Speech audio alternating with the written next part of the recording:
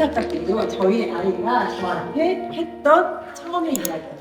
몇 학년 때 얘기했을 것 같아요. 수학을 포기한다. 수포자야. 몇 학년 때? 역시 또 원래 이런 거 고등학교 때 얘기해야 되는 거랑 처음에 딱 저 얘기를 듣는 순간 어떤 생각이 드실 것 같아요? 자책감이 좀 들었어요. 회사 다니면서 일만 하냐고 애를 안 봤나? 이런 생각도 좀 들기도 하고 어떡하면 좋지? 막 이런 고민에 막 빠졌을 때 저에게 운이 딱 따라왔어요. 저희 아이가 수포자라고 얘기할 때 다행히 회사에서 공부하는 마음에 대해서 공부를 좀 해달라, 연구를 해달라고 요청이 들어왔고 아 좋다. 그럼 연구하면서 누구한테 실험했냐? 저희 딸한테 계속 실험을 하는 거죠. 좀 이것 같은 거 실험해보고 아 이거 아닌가 봐. 이렇게 실험도 해보고 여러 아이들을 프로그램 개발하면서 저희 딸한테 이것저것 해봤습니다. 근데 놀라운 건 저희 딸이 중학교 1학년 때 저에게 했던 거예요. 지금도 좀 잘하고 있는 것 같고요. 성장 스위치 연구자 최인입니다. 반갑습니다. 저는 사람들이 성장 스위치를 켜는 거에 대해서 되게 관심이 많이 있는 사람인데요. 어린이들이 일을 하잖아요. 근데 일을 하면서 성장도 하고 성과를 내는데 좀 더 즐겁게 할 수 있는 방법이 없을까? 그 고민을 하다가 이직을 쓰게 됐고요. 아이들은 공부를 해야 되잖아요. 2학년 공부도 잘하면서 지금만 좋은 게 아니라 미래의 영역도 준비할 수 있으면 얼마나 좋을까? 네, 그런 마음으로 두 번째 책을 쓰게 되었습니다. 나름 제가 성장과 태도에 대해서 굉장히 관심이 많이 있는데요. 제가 교육학도 전공하기도 했고 교육회사에서 20년 넘게 일하면서 나름의 자녀교육 이렇게 하면 되지 않아? 라는 소신들이 좀 있었어요.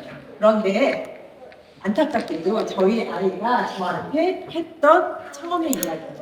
몇 학년 때 얘기했을 것 같아요. 수학을 포기한다. 수포자야. 몇 학년 때? 역시 또 원래 이런 거 고등학교 때 얘기해야 되는 거랑 처음에 딱 저 얘기를 듣는 순간 어떤 생각이 드실 것 같아요? 자책감이 좀 들었어요. 회사 다니면서 일만 하냐고 애를 안 봤나? 이런 생각도 좀 들기도 하고 어떡하면 좋지? 막 이런 고민에 막 빠졌을 때 저에게 운이 딱 따라왔어요.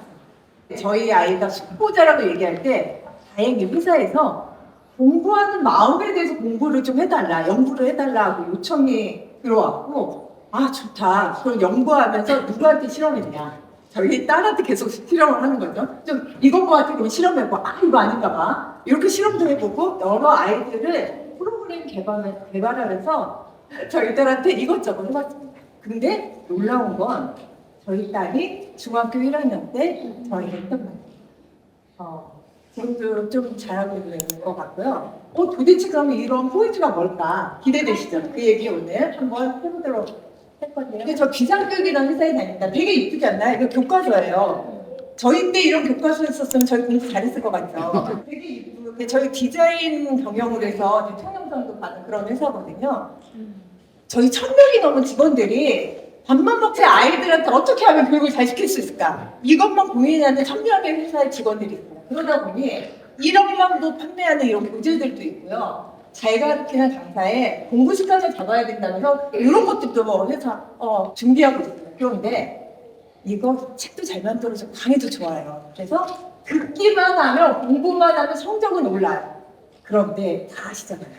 어때요? 공부하기까지 그 자리에 앉기까지 공부를 하다가 지치고 힘들 때 다시 한번 도전해야 될 때 그만할래 수학 포기야 이런 마음을 얘기하는 것이 그럼 도대체 공부를 잘 가르치는 거 말고 이렇게 좋은 프로그램 말고 아이들의 마음에 공부하고 싶은 마음 끝까지 해내고 싶은 마음 실패했더라도 다시 도전해보고 싶은 마음 도대체 그런 것까지 주면서 공부를 잘하게 하려면 무엇이 필요하지? 라는 게 아까 말씀드렸던 연구 주제였고요.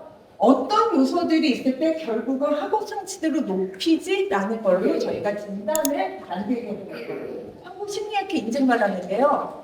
한국심리학회 인증은 현재까지 11개밖에 받지 못했고 이걸 갖고 아이들이 공부하고 싶은 마음과 학습을 잘 설계하고 마음을 재설계해서 학습 성취도를 높일까 이런 걸 고민을 하고 있었는데 이렇게 진단을 많이 하다 보니까 실제 아이들의 데이터가 쌓였습니다. 정말 이 데이터를 연구해보면 어떤 패턴이 발견할 수 있고 그 패턴 안에서 어떻게 개입하면 아이들의 동기부여를 하고 공부를 잘하게 할 수 있지를 연구하게 되는데요. 사실 이게 저랑 이 연구를 주로 하시는 분도 와계시거든요. 집단은 자원실균형, 안전균형형, 몰입형, 풍부형 딱 봐도 어떤 느낌인지 아시겠죠? 이렇게 그룹을 나눈 것도 저희가 나눈 게 아니라 저희가 실제 데이터를 넣었더니 요새 LPA라고 잠재 집단 분석이라는 통계 기법이 있거든요. 거기서 2개 집단이나 3개 집단이나 4개 집단에 가장 적합한 집단을 선택해줘요.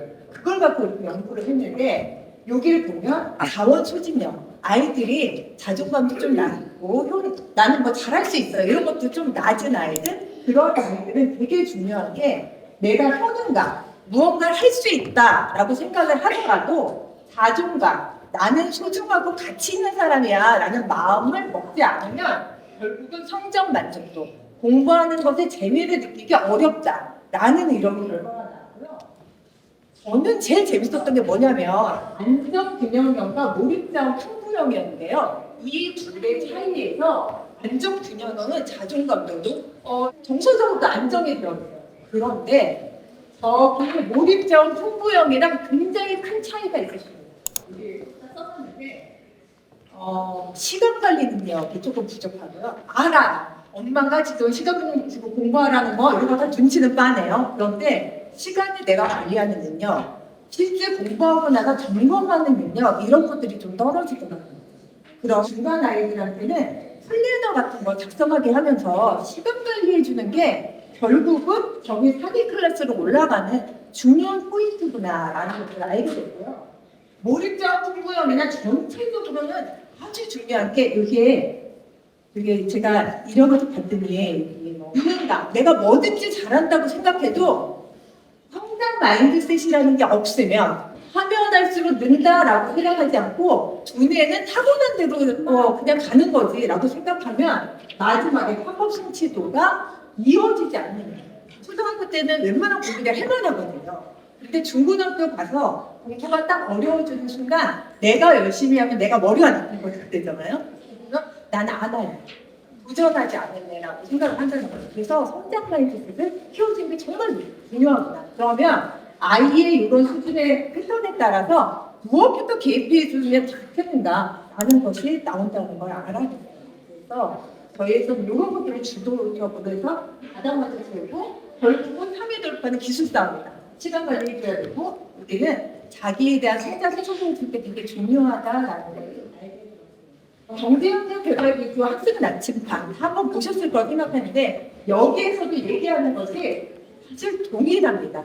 계획, 행동, 성찰 어떤 일을 시작할 때 계획을 갖고 행동해보고 다시 성찰하는 이 세 가지 사이클을 잘 돌릴 수 있을 때만 이 불안전한 그러니까 굉장히 빠르게 변화하는 미래에 휘둘리지 않고 자기 삶을 헤쳐나가는 도구가 된다라고 얘기를 하고 있거든요. 아까 보면 제일 마지막에 있었던 게 자존감이잖아요. 자존감. 강점으로 시작해서 미래를 준비할 수 있게끔 하는 힘이라고 생각하고요. 시간 관리나 점검, 계획 능력 이런 능력은 결국은 행동을 움직이는 힘이라고 생각합니다. 마지막에 성찰을 하면서 성장 마인드셋이 없으면 성찰했더니 나 못했나 봐라고 마음을 받을 수 있거든요. 꼭 필요한 게 성장 마인드셋이 아닌가라는 생각이 들고요. 지금 공부에도 중요하지만 미래에도 이런 역량이 굉장히 필요해. 저는 아까 성인교육을 많이 하고 있는데 대학에서 대학생들을 가르칠 때나 아니면 리더들한테 교육을 할 때도 요즘에 제일 많이 하는 게 강점 교육. 왜냐? 자신감 있게 시작할 수 있고 그다음에 시간 관리하고 감정 조절하는 거. 왜? 행동을 계속 진행할 수 있도록 마지막에 성장 마인드셋 실패했을 때 다시 일어날 수 있도록 이 교육이 어른들에게 똑같이 필요하다라고 말씀드릴 수 있을 것 같습니다. 그럼 도대체 아이들한테 어떻게 이런 방법을 알려줘야 될까? 이게 제일 궁금하실 거라는 생각이 드는데 저희 아이하고는 어떻게 했냐면 시간 도둑을 잡아라. 시간이란 무엇인가? 이런 책에 나와 있습니다. 책을 읽어보시면 되게 실제적인 사례가 있고요. 이걸 통해서 저희 아이가 첫 번째 했던 말이 저희 아이가 4학년 때 학원을 하나도 안 다녔어요. 저는 아이가 학원에 다니기 싫다고 안 시키거든요. 자기 안 다닌다고 해서 아무 데도 안 보냈어요. 그랬는데 항상 했던 얘기가 엄마 나 시간이 없어. 막 이런 얘기를 맨날 하더라고. 학원도 안 다니고 학교는 일찍 끝냈는데 도대체 왜 시간이 없는지 모르겠지만 그렇게 얘기했던 아이가 이런 프로그램을 하면서 첫 번째 저한테 했던 얘기는 엄마 내가 시간을 좀 허투루 보내고 있는 것 같아. 이런 얘기를 해서 어떻게 그런 생각했어? 라고 물어보게 됐고 그때 제가 배웠던 프로그램을 통해서 실제 공부를 할 수 있는 아이가 됐다라고 생각합니다. 여기서 가장 큰 포인트는 전 그걸 얼마나 기다렸나. 이 프로그램이 시작하고 6개월 동안 기다렸습니다. 6개월 동안 하나도 뭐를 하라고 한 적이 없었고요. 6개월이 지나서 드디어 엄마 나 시간을 허투루 보내는 것 같아. 그거를 시작으로 변화는 일어나고 지금도 너무나 좋아진 건 뭐냐면 저는 여지껏 한 번도 학원을 가라고 강요하지 않았어요. 오히려 학원을 결제할 때마다 엄마 학원 결제해줘? 엄마 해줘! 이렇게 얘기를 해야 제가 결제를 해주거든요. 그러니까 이렇게 엄마가 좀 기다려주는 마음이 아이의 변화를 이끌어낸 게 아닌가라는 생각이 드는데요. 그럼 더 구체적으로 좀 말씀드리려고 합니다. 주인공의 삶을 살 수 있도록 주도적이고 그다음에 가능성을 열어주는 것이 부모의 언어라고 생각을 하거든요. 하나는 명령 대신 사실로 얘기하는 것. 두 번째, yes and 기법인데요. 이거는 엄마가 다 얘기하면 그랬구나 이런 거 많이 배웠잖아요. 저희가 그랬구나 그런데 말이지 이렇게 꼭 얘기를 하더라고요. 그러지 말고 그리고 라고 얘기하는 기법이고요. 두 번째는 가능성을 열어주는 건데 결과 아까 머리 좋네 이게 아니라 과정을 얘기해 주는 것. 또 하나는 좋은 숨은 의도를 얘기를 해주는 겁니다. 조금 구체적으로 얘기하면 저희는 주도적 스스로 알아서 공부했으면 좋겠다고 얘기하지만 저희는 그러지 않나요? 아침에 눈 뜨자마자 일어나 밥 먹어 학교 가야지 뭐 이거 했어? 숙제 했어? 이렇게 다 명령형으로 얘기를 해요. 도대체 이런 명령형으로 안 하면 어떻게 얘기를 하냐? 어떻게 얘기해야 되나요? 저렇게 말도 못해? 이렇게 생각하시는 것 같아요. 근데 입장 바꿔서 생각해보면 시어머님이 오셔서 내가 밥 먹고 나면 다른 걸 해야지 왜 그걸 나중에 치우려고 하냐 방금 치워야지 이렇게 얘기하면 어떨 것 같아요? 정말 짜증나요. 아무리 하려고 그랬거든요. 아이들의 마음도 똑같다고 생각하거든요. 그러면 어떻게 해야 되냐? 사실만 말해야 된다. 네, 저희 집에는 실제 그런 거예요. 7시 30분이야. 이렇게 얘기해요. 이게 무슨 얘기죠? 일어날 시간이 됐다는 거고 이게 사실만 말하는 얘기고요. 두 번째, 그러면 아이가 얘기합니다. 엄마 우유 침대에서 먹다가 쏟았어. 그러면 어떻게 해야 되죠? 그럴 때 어떻게 하면 좋을까? 이렇게 얘기하시나요? 아니시죠? 아유 내가 말했잖아. 침대에 조개 먹지 말라고. 이렇게 그렇게 얘기했는데 문제 해결에 하나도 도움이 되지 않습니다. 그리고 마지막으로는 만약에 부모가 있으면 근데 엄마가 혹시 도와줄 거 있어? 라고 얘기해 줘요. 두 번째는 과정을 인정하는 말인데요. 고전 마인드셋 다 아시죠? 네. 성장 마인드셋 저희 여기 오신 분들은 다 아실 거라고 생각하는데 이 말 중에서 꼭 제가 하지 말아야 될 말은 원래 그래. 결과가 중요해. 이 말을 하면 안 된다고 생각하고요. 꼭 해야 되는 말은 어떻게 하면 되나? 그걸 어떻게 하는 거야? 이렇게 얘기해 주는 건 많은데 그것도 아이는 분명히 이렇게 말하면서 이렇게 하다 보니까 너 열심히 연습했더니 잘하게 됐네. 이 이야기가 정말 중요하다. 근데 어린이구나 이거 왜 안 된다고요? EBS에서 굉장히 유명한 실험인데요. 단어를 외우는 시험을 보는데 선생님 잠깐 자리를 비운 사이에 A 그룹에는 너 머리 톡톡해서 잘했네 라고 칭찬해 줬고요. B 그룹은 열심히 연습해서 됐구나 라고 얘기를 했었어요. 그리고 나서 선생님이 잠깐 자리를 비우세요. 그 다음에 어떤 일이 벌어졌냐면 부정행위가 누가 일어나는지를 관찰했더니 열심히 했구나 했던 애들은 부정행위가 일어나지 않았어요. 그러나 머리 좋다라고 했더니 70%가 아이들이 그 단어를 미리 보는 거예요. 이 얘기는 칭찬은 학습 필요뿐만 아니라 정직성 이런 것 가지고 신뢰를 시킨다라고 얘기를 합니다. 결국 이유가 있을 거야라고 얘기해 주는 것도 성장 마인드셋 아이의 정직성을 받는데 굉장히 중요한데 이 선의 두 가지를 제가 더 말씀드리려고 합니다. 실제 저희 수업 받던 아이인데요. 이 아이가 지각했어요. 선생님이 지각해서 딱 저러고 들어왔더니 괜찮아 들어와서 고마워 라고 얘기를 합니다. 2주 뒤에 다시 수업 때 최근에 들은 말 중에서 기억나는 말 있으면 얘기해봐 라고 했더니 이 아이가 그 얘기를 하는 거예요. 나 원래 맨날 늦으면요 선생님이 너 이렇게 맨날 늦었냐 약속 시간 지켜라. 그래서 자기는 항상 지각장애 영준이었대요.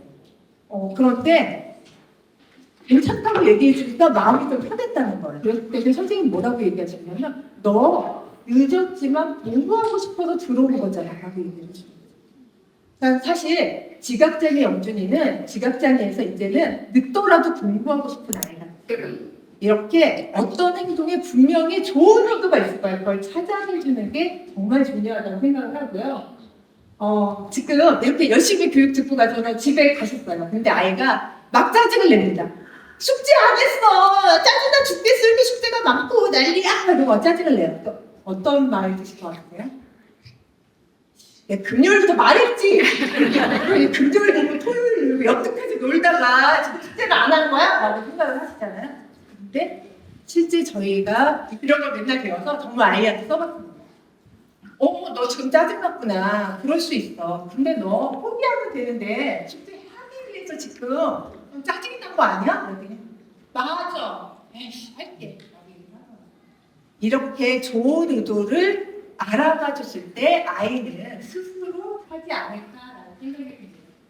이런 것들이 있는데요. 지금 결국은 아이들은 믿는 방향으로 자라는다고 생각을 하고요. 이런 말로 성장을 지킬 수 있는 부모가 되면 좋겠다라는 이야기로 마무리하려고 합니다.